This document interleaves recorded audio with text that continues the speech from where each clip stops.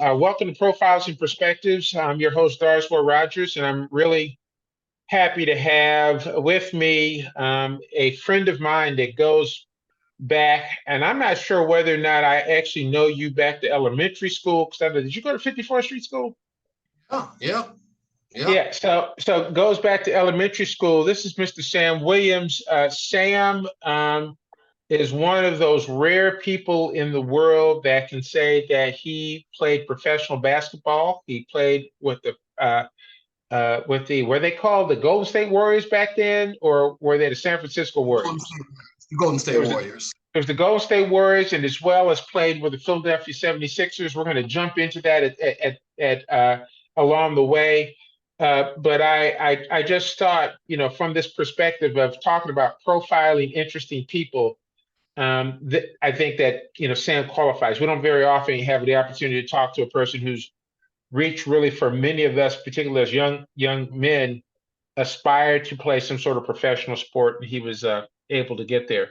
So, Sam, what I'd love to do, and kind of to kick this thing off, is to ask you some basic questions about who is Sam Williams growing up, kind of what was life like growing up? Did you grow up thinking one of these days I want to be a basketball player, or was it like you just kind of it was something that, given your height and your athleticism, came to you later on? Well, I was fortunate to grow tall. I was one of 9 kids my mother had. I was the second youngest. And in my family, we really didn't watch sports. Sports wasn't a big issue.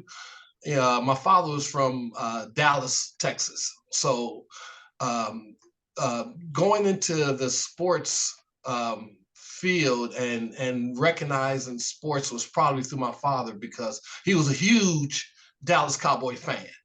So I've growing up, I watched the Dallas Cowboys and watched the Cotton Bowl. All those college teams that played in the College Bowl down in Texas. So that was my only really recollection and experience to really sports. My older brothers and sisters, nobody never played sports.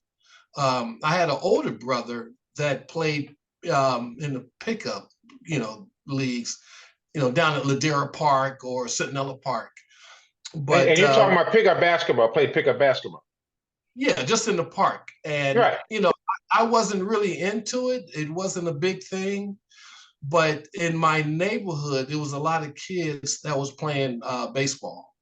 So I remember, and this is when you were around, but we didn't really know of each other that well, because at 54th, there was just a lot of kids everywhere.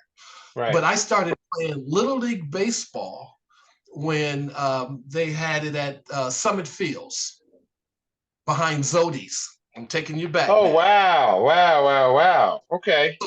That was my introduction to playing sports. So I played Little League Baseball, and that's when I started to meet everybody in the hills. Let's call it, because I was on the Okay. south side of Slauson. And Yes. that's when I met the Turner boys and Gary Flood and Chris Flood and all those guys. So then this was back in elementary school, but I didn't really come around and meet everybody until junior high school at Overwrite. Right. And I was playing Little League Baseball, Were because you good junior at high school, baseball? Were you good at baseball? I played the outfield and I played first base. I was, And could I you was and could you and could you hit the ball? Were you? I could hit it a little bit. Playing baseball was my first introduction to really playing sports. I was, tall, pretty athletic. And once I got to high school at 15, I knew I couldn't play baseball anymore because the game was, it was too fast and I wasn't good enough. But then leaving Overwrite at 6'4", 6'3", 6'4", going to Westchester, over the summer, I grew 2 inches. So now I'm 6'6". In the 10th grade, you were 11th grade. Yep. So you played on the JV and I was JV. on that was my first time ever playing organized basketball. I grew from 6'4" to 6'6" in the 10th grade that summer. And then that's when I started to get to know everybody at Westchester, everybody on the JV team, everybody on the varsity team. And if it wasn't for you guys that really took me in, because I was a young kid back then, but I was tall, I was pretty athletic. I don't think I was that good, but I was probably pushed and encouraged to play by you guys, the Yes, JV. And you guys don't even really know uh, what you guys had in store for my life, because you guys always played basketball down there in the gully. I that's never right. came. I was a baseball player. I wasn't around, and I didn't come around until my 10th grade year. It wasn't serious. It was just a game for me to play because I was tall. I didn't take it serious at all. And so this is a perfect segue, and I love this because frequently people don't know what they have, and there's a famous saying that sometimes you have to believe in what other people see in you before you believe it in yourself. And Correct. that's a little bit of what I heard. And so let me frame this from our point of view. So you come in the 10th grade, and we've got a varsity team with a lot of talent on it, but they don't like each other. And they played horribly together, even though there was a lot of talent on Correct. that team. And our junior varsity team, we were basketball junkies, but we Correct. didn't but we weren't overly athletic. We were just good, smart, high IQ basketball players is what I'd say.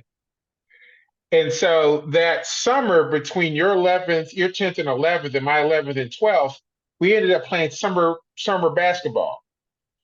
And so we would literally come by, because at 6'7" you were bigger than everybody else, taller than everybody else, Yeah. and you could leap literally out of the gym. Literally, you could leap out of the gym. And I don't even remember, Bird and Edmund were two of our friends who were both probably under 5'7" or 5'8", were always like, man, if I had your height, man, you know what I could do if I had your height? I thought that would be their recurring theme even to me, and I was only 6'2" at the time. But we would go to the Santa Monica Summer League, and we went to another summer league that summer. And in the midst of that summer, between your 10th and 11th grade, the difference in your skills changed dramatically. And I don't know if you felt that, but I remember it distinctly. And I'll never forget the first time somebody threw you a lob pass. I'm pretty sure we were in Santa Monica, and you grabbed it over the rim, and you simply flipped your wrist downwards, which in dunking was illegal back then. You were well over the rim, and you just kind of turned your wrist down and let the ball go, and it went through, and the other team screamed that you had dunked. I don't even know if you remember that occasion, No, not at because all. you've had too many special things happen since then. But for us, it was like, holy crap, we've never seen anybody play above the rim like that, right? And so what was so remarkable for us was we were in a school that did not have a basketball reputation at all. As a matter of fact, we were considered the doormats Right. of the Right. Western League. We got 1-9 in league the before. And then we show up the next year with a bunch of high IQ, uh, decent players, but not great athletes. And then we've got you, who's an amazing athlete, and it was just this very interesting blending of talents. I'll simply call it that. And Right. so Right. when you think about that, those first couple of years in high school, because let me just go ahead and kind of fill the story in. So that year, my senior year, your junior year, we went from being last in league to I think second in league, tied for second in league behind Crenshaw High School, who had Darwin Cook and another player who went on to the NBA. We did play in the city semis, and then the year later, you actually played in the city finals. Am I right? Correct. Correct. So talk to me about those years, kind of going from a guy who was a baseball player, not too serious, to a person who actually is the catalyst to teams going from last place into the city semis and then the city finals the next year. What's that like from your point of view? Well, the way I look at it, I look back at it, and a lot of the physical and mental development, I think it has a lot to do with people like yourself, because we were had to play against one another in practice. Yeah. Um, Yourself, Gregory Walker, and Keith Hunter. I remember you three distinctively probably had a lot to do with the turning point of my career. Um, because, like you say, we were 1-9. I don't even remember that. And then we go from, let me back up just a little bit, because Yeah. we could never beat Crenshaw at all, at all. Yes. And it was due to the coaching, talent, development. They had ball players. So your senior year, we lost to Crenshaw in the Inglewood tournament. That was our first loss. And Yep. then we lost to them twice in league. Yep. And then we lost to them in the quarterfinals, Semifinals. the Or so, semifinals yeah. of the city championship. Yep. So my development from that summer to the end of your senior year was it was a big turnaround for me, because I had guys like you said with high IQ, and myself was just being a young athletic guy. I didn't really know, but I learned a lot from you guys, because that helped me catapult myself in going into the next year. And like you say, Westchester, we weren't even on the map my 10th grade, your junior year. But after that year, your senior year, that's when Westchester was on the map. That's when Westchester basketball program had a name. Yes. And and that following year, we went all the way to the city finals, and we lost to Manual Arts. But those 2 years, my development was tremendous on the basketball court. But one thing that I wish I can go back and do it all over again is probably that junior year, because I saw the development, and I had all these guys around me with a high IQ academically and athletically. Academically, I wasn't even close at all. Basketball wasn't even serious to me. Education, high school, going, it wasn't even serious to me. It was just like something to do.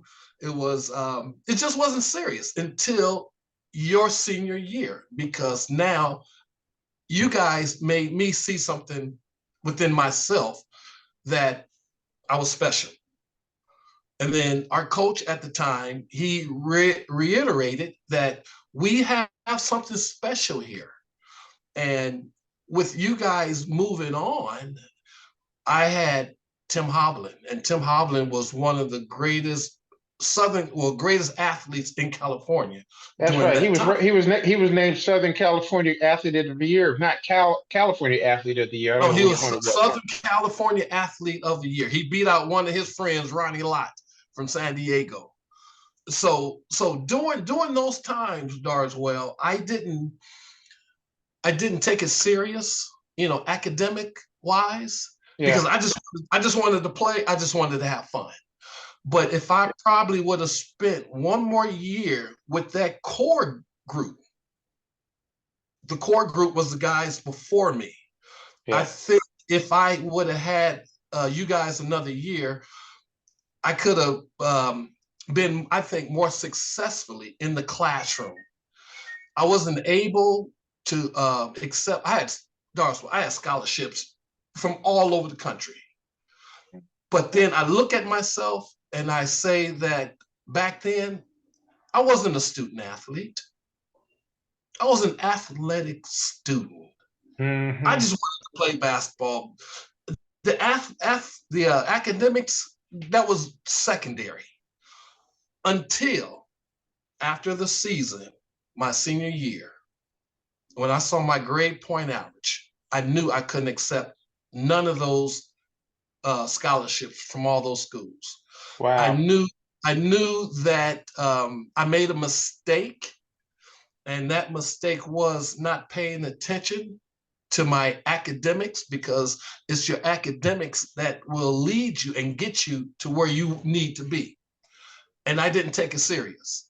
And Mm. you guys, my friends around me, didn't really understand what I was going through academic wise, because Right. we was having so much success on the basketball court. We were surrounded by a lot of good friends, and we are still friends today. So I wasn't able to reconnect and reach out to those guys and say, hey, that's how it is. Hey, I need some help. Mm. Being young, it's hard to reach out and say, hey, I need some help. It never happened. And, the consequences came down where I couldn't accept those scholarships. Doris, well, this is the first time we really having this type of conversation out of the 40, almost 50 years that we've known each other. Yeah, very true. And my assistant coach Jim Newman, may he rest in peace. He's the one that took me under his wing and knew exactly what I was going through. He said, we're going to enroll you in the Pasadena City College, get your academics straight, and then you're going to transfer to Arizona State. And if it wasn't for him, I don't know where I would have been. I don't know what I would have done. But to go back a little bit, if I didn't play basketball, I probably would have followed in the same footsteps as my older brothers and sisters and my mother. Everybody worked for the county. So I probably would have had a county job right after high school.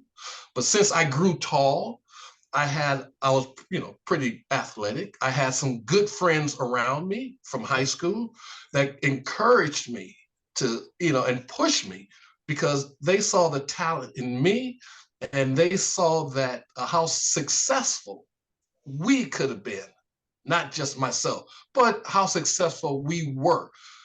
Because I didn't know that a lot of guys that played that my junior year, no, my junior year, a lot of those guys got scholarships and went on and went to D1 schools. And I didn't know that. And I look back and said that if it wasn't for myself, if it wasn't for the guys that was around me, we wouldn't have had the success. So it wasn't me, it was them, it was me, it was us collectively. Mm. I And agree with that 100%.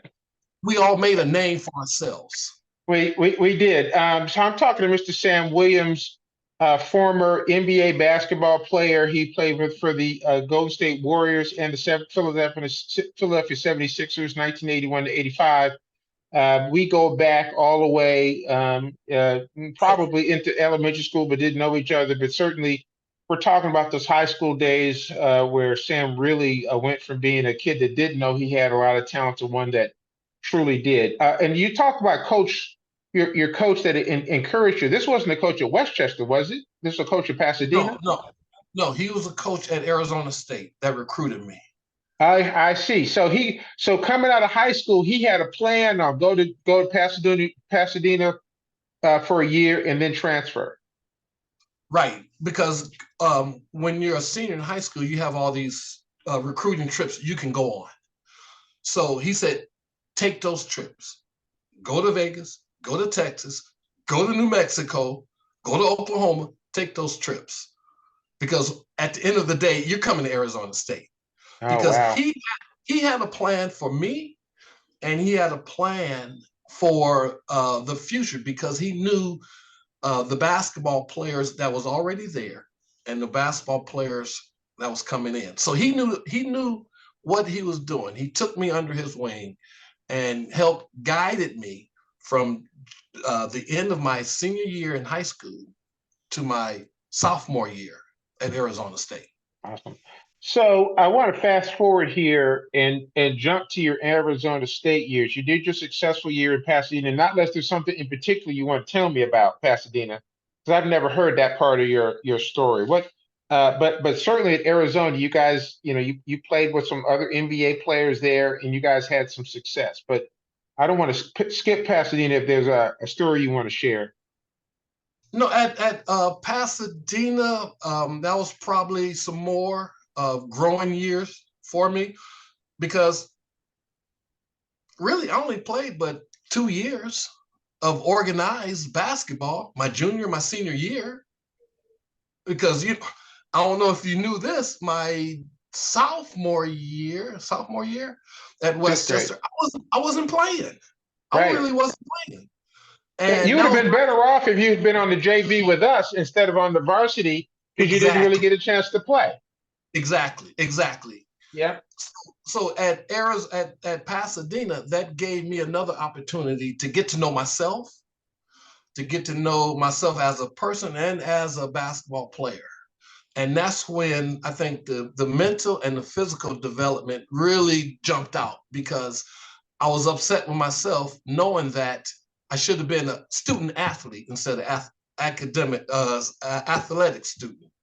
I Hmm. should have paid more attention. So I had to do it when I was at Pasadena if I wanted to take advantage of the scholarships and continue my athletic career. So that Pasadena was just a growing pains. I'm glad I went through that. It was probably something that I needed. And then once I got to Arizona State, we had a pretty good team. It wasn't one of the best. My sophomore year, we really didn't win. We didn't do that well until my junior year. My junior year, it was myself, Lafayette Fat Lever, Byron Scott, Alton Lister, this guy named Kurt Nymphius. And we all got drafted and went into the pros. But that was the core. We had a great team. That junior year, my junior year, I think we were 24-4, something like Okay. that. And we had a core of young talent. We were ranked number 15 in the nation. It's like, where did Arizona State come from? We had a And it's good team. fascinating to have, if I'm my math good, that's 5 or 6 NBA guys on one team. Exactly. And Byron Scott was drafted number 4. The year he came out. Yeah. Um, Lafayette Fat Lever was drafted, I think, like number 12 in the first round. Alton Lister was drafted maybe like the 21st or 22nd. Because remember, they only had but 23 teams back then. And Mm, I was drafted the 33rd player overall in mm. the 10th player in the second round. But while at Arizona State, I think my first 2 years was my development years in terms of, okay, am I going to make a career out of this, or I'm just going to have a nice or pretty good basketball college time? But it wasn't like that. It was, I developed and I got better and I got better and I got better. And I'm looking at all these guys that I played against who was getting drafted, going Mm. into the NBA. And I remember telling Byron Scott that, because we had this conversation. I said, man, I hope I just get drafted. That's all I want to do. Right. You're going to get drafted. He said, you're going to get drafted. Look at all these guys that got drafted before you last year. You're better than them. So that, gave me encouragement. Um, Byron, Fat, Alton, those were the core guys. And then myself. But those were the core guys that we had to follow. It's like LeBron James and Anthony Davis. You had, 2 core guys. But then we had Fat Lever. And after that year, I was the team's most valuable player. They chose Wow. me as the team most valuable player because they saw the development that I had. I was the enforcer. I was the intimidator on the team. And I was that guy that developed this attitude. And the attitude was, Sam, you're good. Don't back down. Fight. And if I didn't get that encouragement from my coach and my teammates, I don't think I would have been the player that I turned out to be. I could have been better, but I didn't turn out to exactly what I should have been. So we're talking to Mr. Sam Williams. He's a longtime friend and spent 1981 to 85 in the NBA, playing for the Golden State Warriors and the Philadelphia 76ers. We're going to take a break and come back. You're listening to Profiles and Perspectives with Darswell Rogers. Okay, welcome back to Profiles and Perspectives. I'm your host, Darswell Rogers. We're having a conversation with Mr. Sam Williams, a longtime friend of mine. We're kind of chronicling some of Sam's life from a young man in Los Angeles who succeeded in transitioning and becoming a player in the National Basketball Association. Sam, when we left, you were sharing about your time at Arizona State, and I've put up a photo for those of you who are looking at this online versus on the radio. And to your point, just kind of walk through who's in this photo. Okay, I'm at the back left, and then right in the middle is our head coach, Ned Wolk.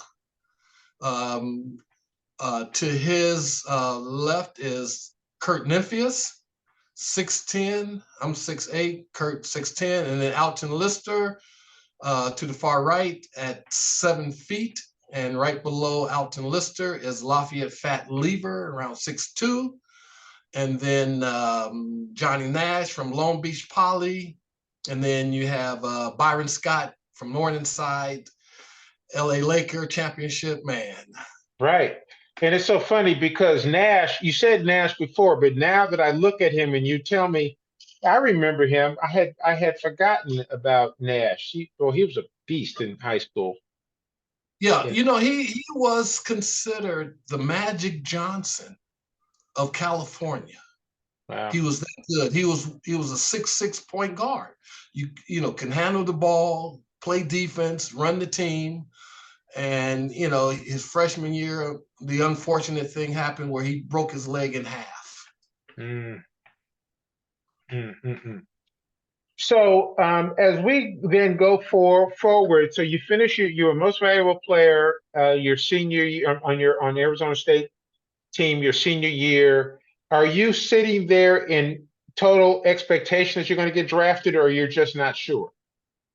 Well, after my junior year, when I saw all these guys getting drafted, that I played against, such as excellent player, Kiki Vandeweghe. I still talk to him today, up to today. Okay. James Wilkes from Dorsey. There was a lot of guys that I played against that was getting drafted, and they were getting drafted pretty high. Mm-hmm. And I was telling Byron, all I want to do is get drafted. And he said, you're going to get drafted.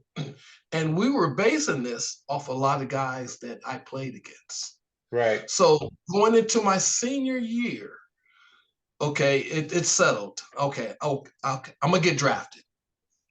I'm going to get drafted. As long as I don't get hurt, as long as I can just maintain my basketball greatness, long as I can just stay focused.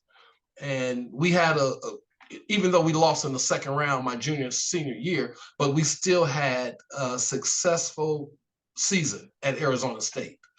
So since we lost in the second round, the scouts from NBA teams, they still look at you as an individual. Right. And that's how the scouts at Golden State Warriors did.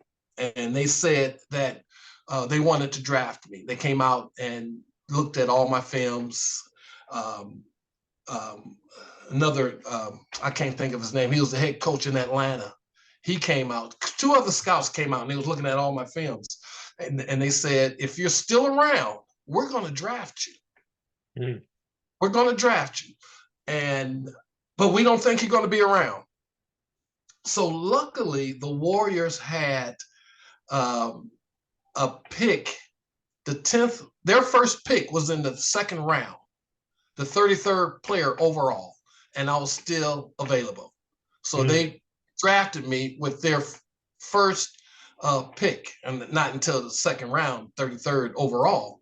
But still, it's high out of what they had back then, 12, 14, 15 rounds. Right, So right. That's amazing. And they only have two nowadays. So that speaks to the differences. yeah, so to get picked at 33, it was an honor and a privilege. But going in after the season, I knew I was going to get drafted. I knew. And it was just a matter of when and who was going to be the fortunate team to draft me. Mm. So I just waited by the phone after the season, and draft day came, and Al Addles called me and told me that they just picked me, their first pick in the second round. Wow. And And Al Adams I was the was, coach of the Golden State Warriors back then. Yes. yeah. And I was just, in awe, knowing who was on the team. Lorenzo Romar, remember Lorenzo Romar? He was from Yeah. Compton, played Pies X the 10th or something, and he played at Washington. So I was familiar with him. I was familiar with Bernard King, who was on that team, Joe Barry Carroll, Purvis Short. The picture that we're looking at, Bernard King is not on this photo. World Be Free was on that team. So I Oh was, my goodness. World Be Free is on this. Oh, but he's not on this picture. But gotcha. But you played with I him. was, yes, I was pretty, excited about playing with those guys and staying in California.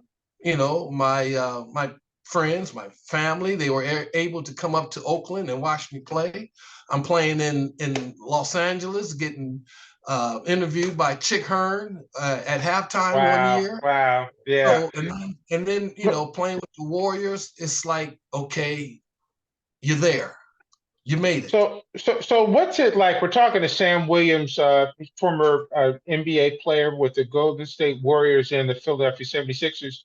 So what's it like from your family point of view? I mean, you've got eight siblings, your mom, your dad, and here you are announced NBA. In my mind, that means cha-ching, cha-ching, cha-ching, right? That means, okay, the brother's about to get paid. Everything's relative, but what's it like to have people, I'm sure, see you in a completely different light, not just your family, but your friends now that you're in the NBA? Well, it was an honor. I was feeling truly, truly blessed, at that time, because here I am, an athletic student just a few years ago, in high school, and really nobody knew me.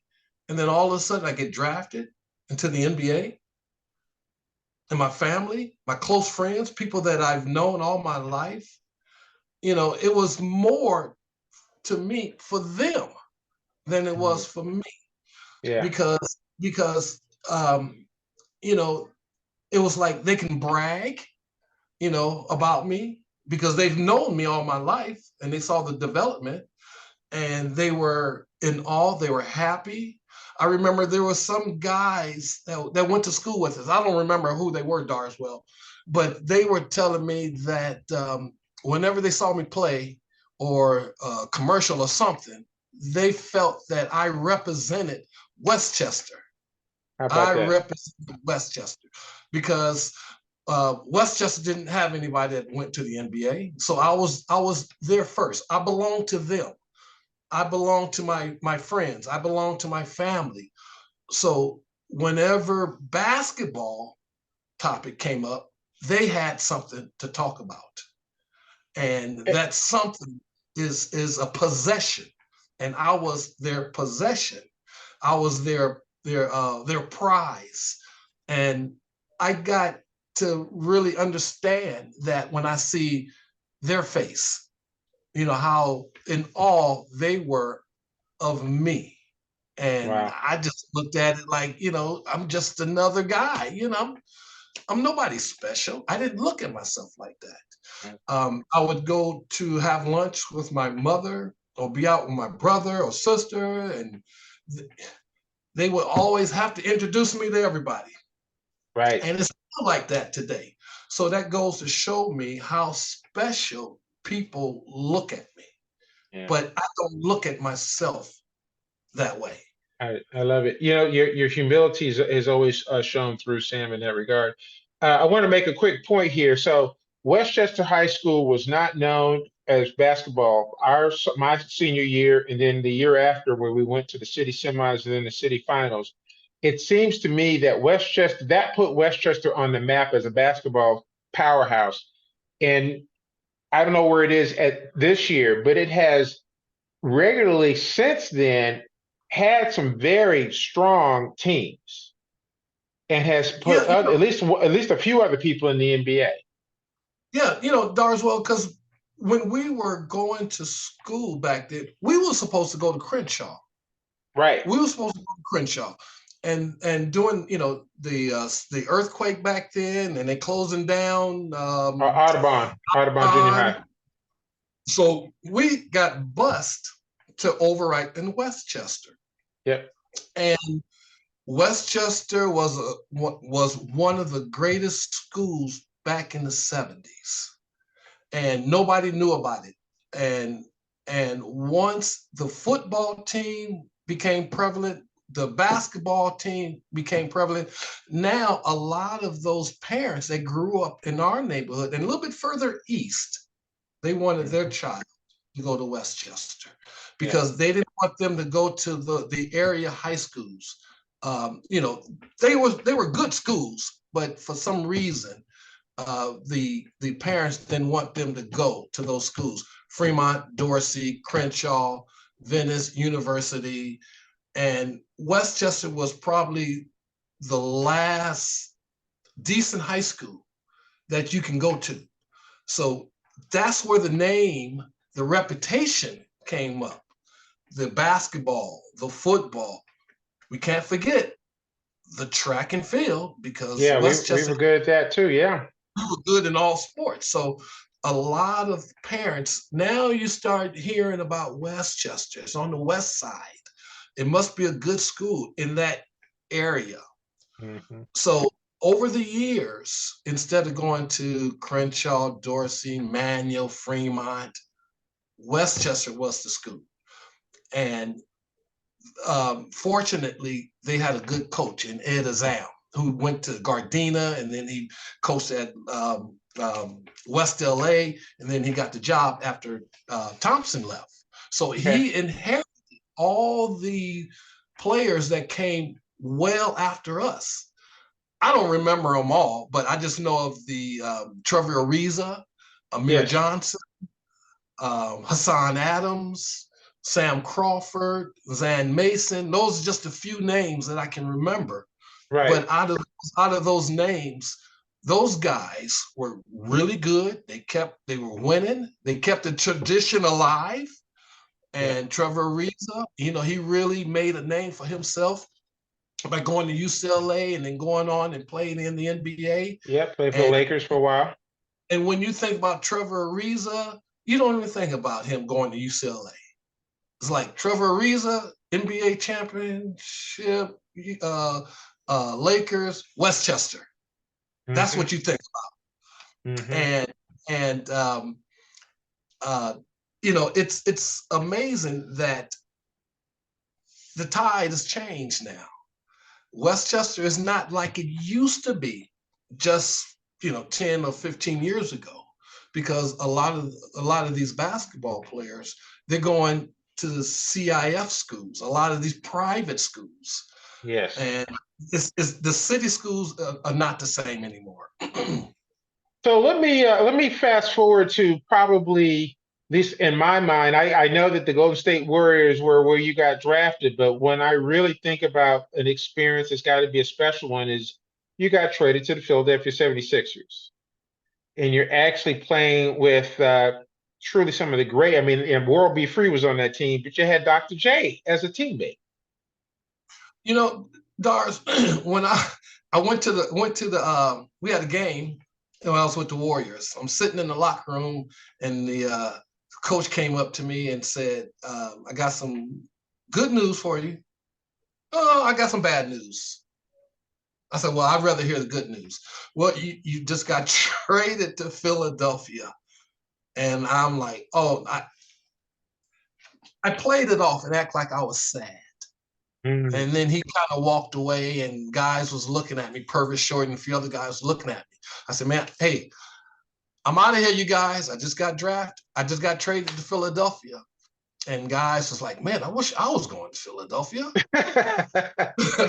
So going from Golden State to Philadelphia, I mean, it changed my whole world. My whole world. I got to Philadelphia. And I'm standing there, the first game, and I'm looking around. I'm hearing the announcer, Zink, that was his name, Billy Cunningham, Bobby Jones, Moses Malone, Doc, Andrew Toney. I'm in the spectrum, and I'm just looking around, and Doc hit me on the bottom of my leg because he knew I was in awe. He Right. knew that I was just looking around. I'm 24 years old, Darswell, and I'm just in awe. And after a while, after all that wore off, Doc took me under his wing. Moses Malone took me under his wing. Mark Ivoroni took me under his wing. And they really accepted me on their team as one of their teammates. And going from Golden State, it was a great deal, good deal, playing with Golden State Warriors after leaving Arizona State, growing up in California. I thought I had reached the pinnacle of one's career. Playing on TV against the Lakers, playing all these regional games. Now I'm in Philadelphia, the NBA defending champs, future Hall of Famers. Now I'm on national TV. Now I'm playing against Larry Bird every other, week. Now I'm in the mystique of the 76ers. It's just like going and playing for the Lakers or the Mm. Boston Celtics back then, because those were the Right. teams. And So no joke. The Philadelphia 76ers were literally the game of the week every week back then. yes, Every yes, week. Even on the West Coast, we were going to get the 76er game because everybody wanted to see the Doc. Everybody wanted right. to see Moses. To your point, they were defending champs. Mm-hmm. It was insane. It And was you, just insane. and and Darswell, after a while, playing with those guys, practicing with those guys, they're just like you and I. They're just normal people, Right. but they're great athletes. People look up to them. Just one example, when I was with Golden State, we're traveling, because we all flew commercial. And we're going through the airports, and nobody's coming out of the bookstores. Nobody's stopping us. Oh, that's the Golden State Warriors. When I got to Philadelphia, everybody's coming out of the bookstores, concession stands, restaurants, because they want to see Dr. J, Moses Malone, Billy Cunningham. They want to see the NBA defending champions. And Mm. I'm right there. So I'm reaping all this glory. I'm playing on national TV, every other Sunday.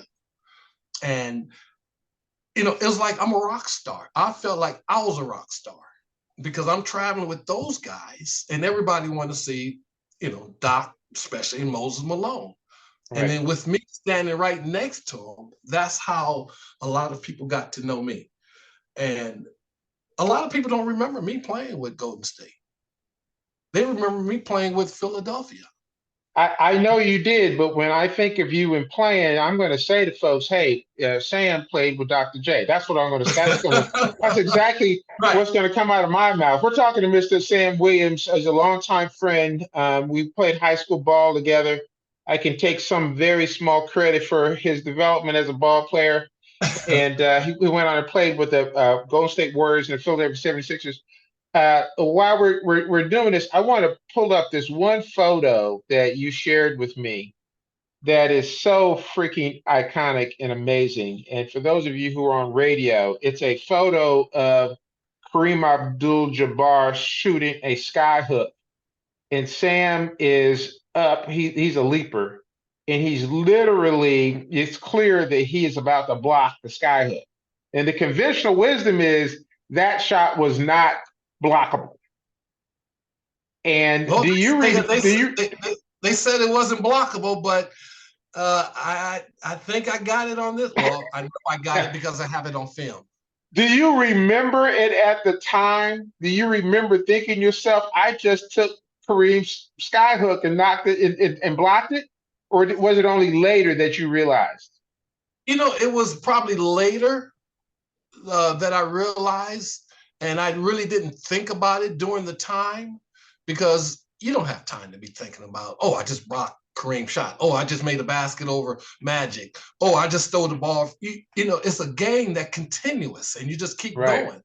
right. And somebody said, you know, you just got Kareem got hooked. I was like, did I said, yeah. I said, oh, I didn't know if I got it or not. But then I saw it back like this, and then I saw on the video. I said, yep, I got it. I got it. Wow. Wow. So talk a little bit about just, the time that we've got left here. A couple of let's do the classic. Okay, so you've got young folks who are listening to to your story, from your beginnings to the NBA. What is the advice you offer? And it doesn't necessarily have to be an athlete, just the young folks who are aspiring and trying to decide what it is they want to do with their lives. Well, you know I suggest is just stay true to yourself.